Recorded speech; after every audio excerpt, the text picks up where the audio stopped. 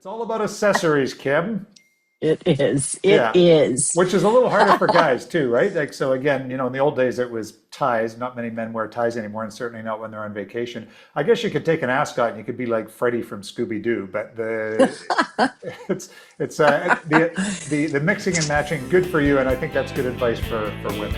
If you're planning a trip that really matters, the kind you don't want to get wrong, you're in the right place.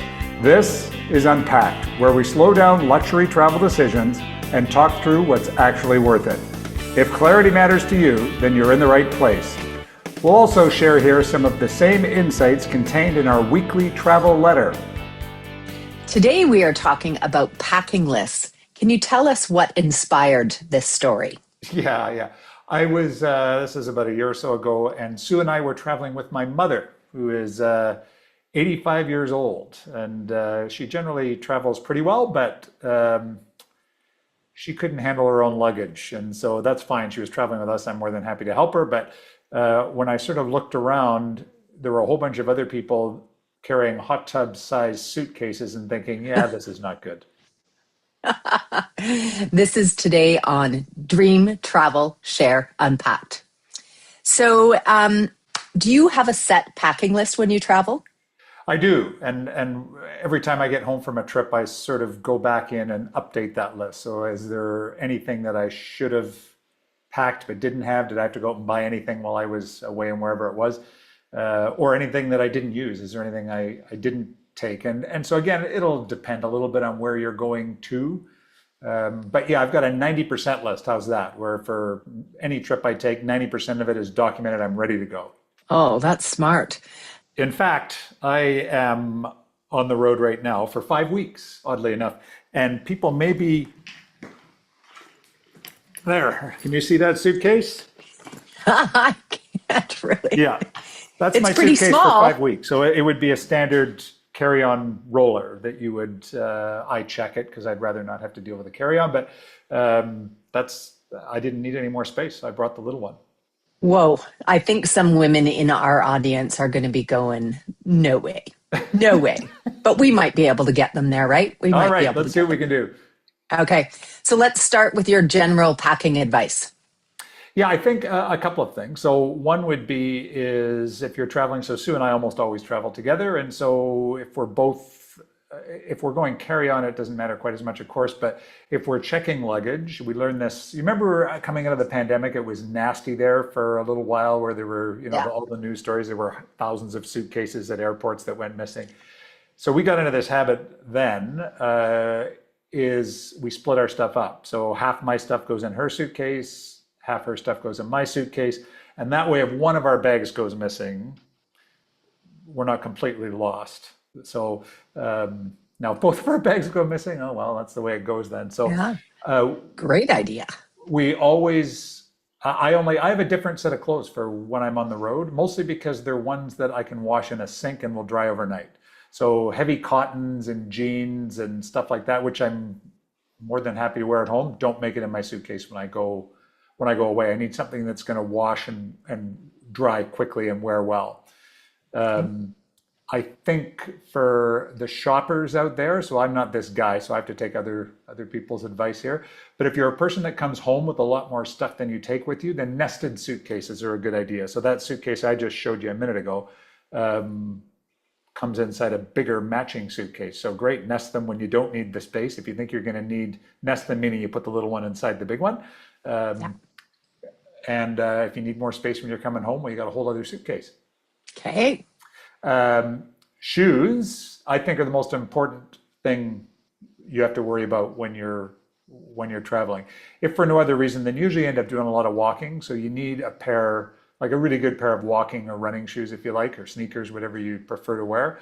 Uh, if you're gonna go nuts in any part of your luggage, pack good footwear.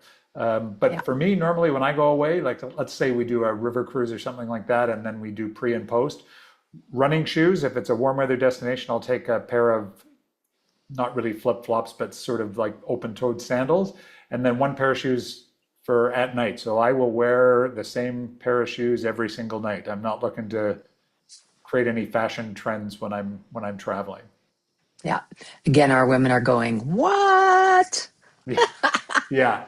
Yeah. And then the final thing I'd probably mention is just plan out what you're going to wear. Like don't open your suitcase before you leave home and say, well, I might need this, I might need this, I might need this. It's not about contingencies. It's about, okay, on day one I'm wearing this, on day two I'm wearing that. And be creative. Think what you can do to mix and match so you can minimize the amount of stuff that goes in your suitcase. And so the rule of thumb I've heard, which kind of makes sense, is lay out everything you think you want to take on vacation on your bed and then cut it in half. Most of our clients end up in Europe. So, what is that packing list? Yeah, and that's where we end up more often than not. But the specific things that would go into my bag going to Europe, and actually these first couple are they would go in anywhere going. Number one, noise canceling headphones. You just can't take the risk anymore, right? If you're on if you're on an airplane, I need noise canceling headphones. I just can't risk it without them. Um, Luckily, in the old days, those used to be the big Bose ones, right? So they take up an awful lot Yes. of real estate.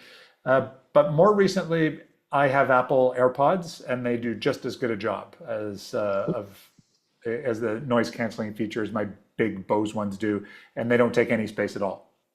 Yeah. Yeah. I use them and love my noise canceling AirPods for Yep. sure.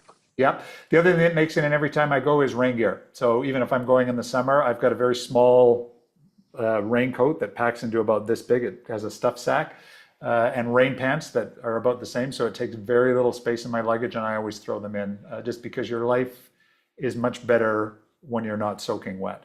And so sometimes I don't use those, but I'm happy to put those. That's the only just in case item I have, no matter where I go. I take Smart. I take a bit of a mini pharmacy, and by a mini pharmacy, I mean I take a few Advil and a few Tylenol and a few Pepto-Bismol, like not the whole containers, because that could take a whole suitcase. And my intent on this is not to have a whole bunch of pills in case something goes wrong, because there are pharmacies, especially if you're going to Europe, Yes. right? There's pharmacies everywhere. What I'm worried about is it being 11 o'clock at night and needing to find a pharmacy for something like that. So I've got a few pills to get me through to the next day when I can go and buy more Tylenol, right? Yeah. So for that reason, I would call it a mini pharmacy. I take 7 changes of clothes, and what that looks like is undergarments, of course, and then I take 2 pairs of pants and 4 shirts, and that is it. And again, I design them so I can mix them and match them. People are worried about if you're on a 1 week river cruise or a 1 week ocean cruise, people are worried about being seen in the same thing more than once. Nobody notices. They're not paying attention to what you're wearing. Only you Yeah. will notice. Yeah, and finally, I usually wear a blazer, like a sports coat, on the plane, and I do that for 2 reasons. One is they're pretty comfortable. They've got tons of Yeah. pockets, which is great when you fly. And I typically don't participate in formal nights, but if I want to dress up, if I'm going somewhere, for a guy anyway, you throw on a blazer and all of a sudden you look at least a little bit dressed up. So that is my packing list when I go to Europe and pretty much most other places as well. Some good points there. I like your mini pharmacy.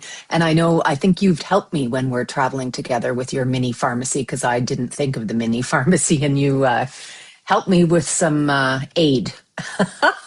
There we go. Perfect. Okay, now you have to modify that list. As you said, it's a little bit different. It's definitely easier for men. I don't deny that for a second. How would you modify my list for women? Okay.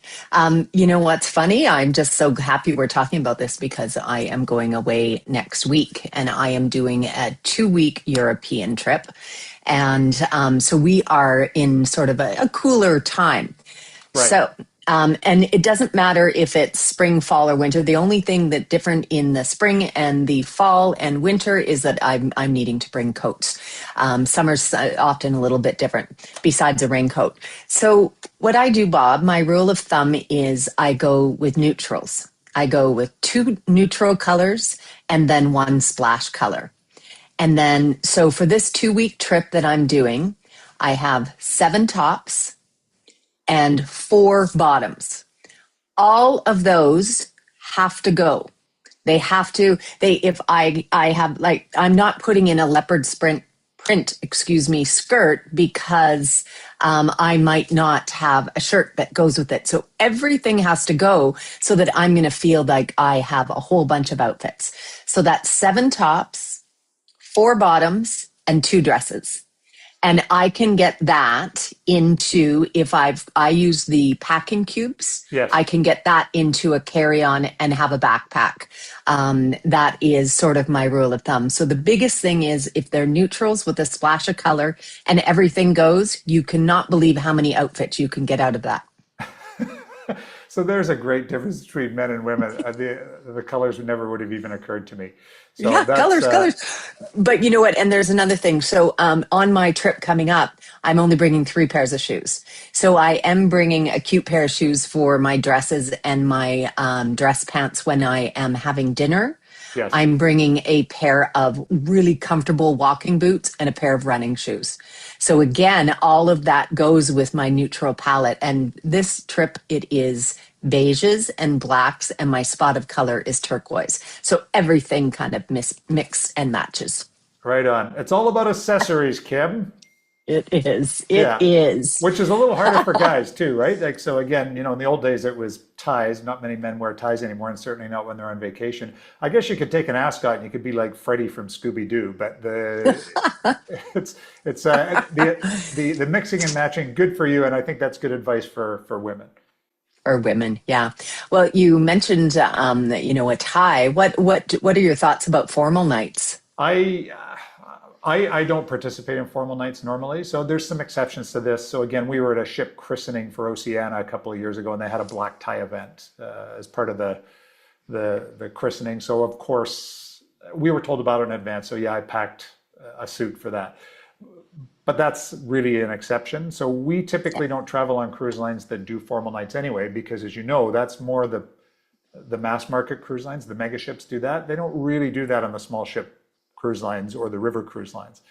So we're not really subject to formal nights. When I've occasionally been subject to a formal night, I just don't participate. And by that, I mean, we just won't go to the dining room that night. We'll order room service or we'll find something else to do. And it's not that I mind dressing up. I really don't. And when I'm at home, no problem. But, normally, much like you, we are not usually going over to Europe for 1 week and coming home. So we are normally trying to back to back a few different things, and we're quite often there for 3 or maybe 4 weeks. And I'm not lugging a pair of shoes and a whole suit that's going to get worn for one night. Yeah. Really, the clothes have to be multi-purpose. Yes, yeah, and Yeah. and again, and beyond that, but, as you demonstrated that better than me, of course, the multi-purpose and mixing and matching and whatnot. They also have to be built for comfort. So I'm not taking Mhm. anything that's not comfortable, just because, well, life's too short for one. But particularly when you're traveling, you just can't. You can't be doing that. Make your fashion statements at home. What about the polar regions? Yeah, and I think it's not just strictly, certainly Antarctica and the Arctic, which are increasingly destinations for our clients, but even, Northern Europe. You were in Northern Europe a couple of summers ago in Scandinavia, which is not technically an Arctic region, although you're getting up there. And if I remember you telling me the weather was not great, Yeah. and you were there in August, I think. So Yeah. I think in many, certainly if you're on a polar cruise, first of all, the expedition cruise lines, they typically provide the stuff for you, right? So again, if you're going to Antarctica or the Arctic, typically they will provide you boots to borrow. They will provide you some layers, and they usually give you a coat that you can keep and take home with you. So just make sure that you check to see what's going to be provided for you once you're on board the ship with those things. Mhm. Otherwise, if that's not the case, again, if it's you going, I think you went to Scandinavia with Oceana, not an Yeah. expedition cruise line. In that case, dress in layers. Just take layers, and yeah, if you're wearing 4 layers to be out on deck, then so be it. Yeah.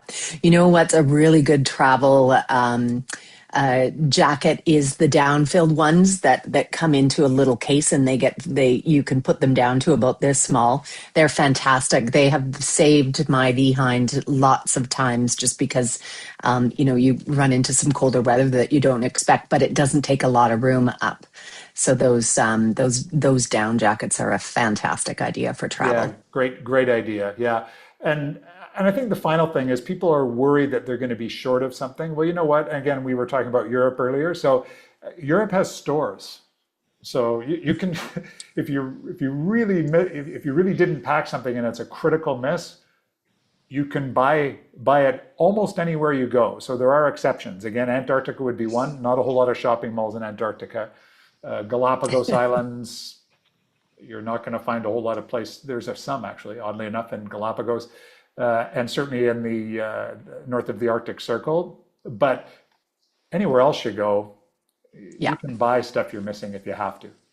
What are we talking about next week, Bob? We are taking a trip to the Panama Canal. So again, our monthly destination feature, we will be talking about Panama Canal cruises. I love that. I haven't been there for 20 years. I'm excited. All right. Well, we'll see you then. Bye for now. If you enjoyed this video blog, it really helps us when you like, or better yet, subscribe to our channel so that we know the best content to produce for you. If you want to book a cruise or packaged land vacation, then we'd love to help you out. We know the products and destinations very well, and we can always get you something not available on direct bookings. Our coordinates are in the notes below.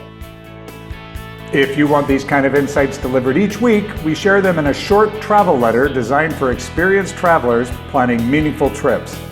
You can subscribe using the link below. Thanks for spending a few minutes with us, and I'll see you in the next conversation.